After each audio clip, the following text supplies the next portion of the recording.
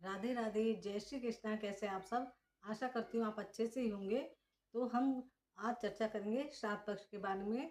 तो इसके ऊपर पहले भी मैंने 2 वीडियो बनाई हैं। तो आज जो है मैं श्राद्ध के जो मेरा टॉपिक है वो ये है कि श्राद्ध पक्ष में हमें क्या खाना चाहिए और क्या नहीं खाना चाहिए।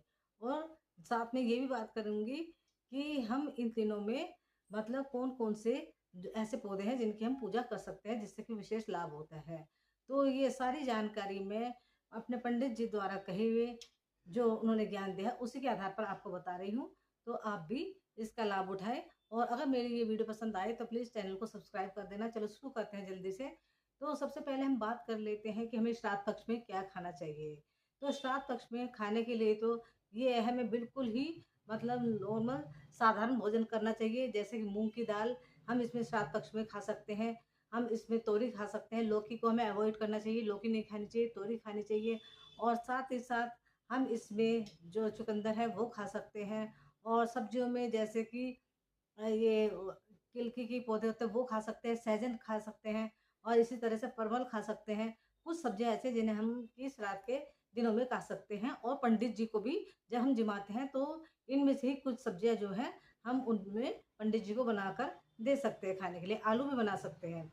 और साथ ही साथ मैं ये बात कर लेती हूँ कि हम कौन-कौन सी सब्जियाँ ऐसी हैं जो श्राद्ध पक्ष में बिल्कुल अवॉइड करें और ना खाएँ।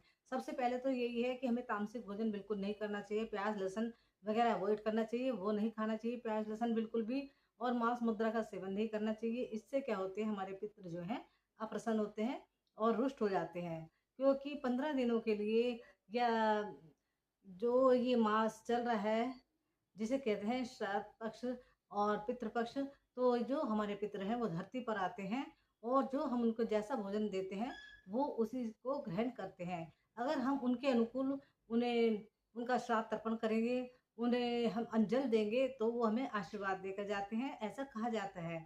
अगर हम इसके विपरीत व्यवहार करेंगे तो रोष्ट होकर चले जाते हैं। तो इसलिए ही हमें भोजन का विशेष ध्यान रखना चाहिए।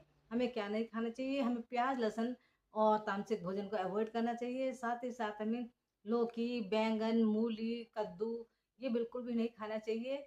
और साथ ही साथ दालों में मसूर की दाल हो गई, अरहर की दाल हो गई, राजमा हो गए, इनको भी हमें बिल्कुल नहीं खाना चाहिए। कुल्थी की दाल भी नहीं खानी चाहिए, चने की दाल भी नहीं खानी चाहिए। बेसन की जो है दाल वो भी न बेसन कह रही हूँ, चने की दाल नहीं खानी चाहिए और बेसन से बनी सब्जियों को भी अवॉइड करना चाहिए। और कढ़ी का भी हमें प्रयोग नहीं करना चाहिए। ये पितृ दिन जो ये पितृ पक्ष चल रहे हैं। तो ऐसी बहुत सारी सब्जियाँ हैं जिनको कि हमें अवॉइड ही करना चाहिए और बिल्कुल भी नहीं खाना चाहिए। और हमें बिल्कुल सात्विक भोजन ही करना चाहिए। और जैसे कि हम अपने पितरों का जब हम श्राद्ध करते हैं तो उस दिन हमें जो चीज़ हम खा सकते हैं जैसे कि मैंने बताया है और भी कई सारी चीज़ें हैं जिनको हम बनाकर दे सकते हैं। और उस दिन पंडित जी को हम जो भोजन कराएँ उसे हमें जहाँ तक हो सके स्टील की थाली में नहीं करवाना चाहिए। अगर हमारे पास पीतल की, काँसे की थाली है तो उसमें भोजन करवाएँ, अगर नहीं है तो पत्तल में ही भोजन करवाना चाहिए। और जब पंडित जी को हम आसन दे बैठने के लिए तो उसके आस-पास काले तिल ज़रूर छिड़क देने चाहिए। इससे क्या होगा क्योंकि हमारे पितृ जो होते हैं उन्हें काले तिल बहुत प्रिय होते हैं। और अगर हम आसन के आस-पास काले तिल छिड़केंगे तो जो भोजन हमारे पंडित जी जो हमने ब्राह्मण बुलाए हैं वो ग्रहण करेंगे तो उससे क्या है हमारे पितृ भी तृप्त हो जाते हैं।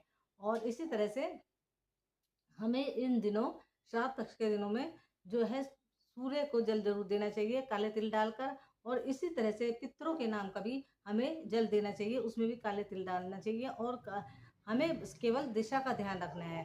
जब हम अपने पितरों के नाम का जल दें, हम 10 से 12 बजे के बीच में दे सकते हैं, तो हम उसमें काले तिल मिला लें। और हम ये मंत्र भी उच्चारण कर सकते हैं, ओम पितृदेवताभ्यो नमः।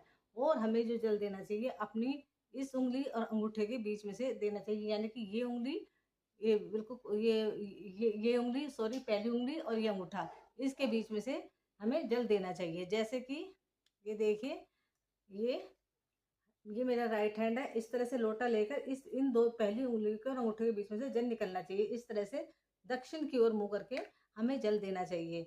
इससे क्या होता है वो जल हमारे पितरों को प्राप्त होता है।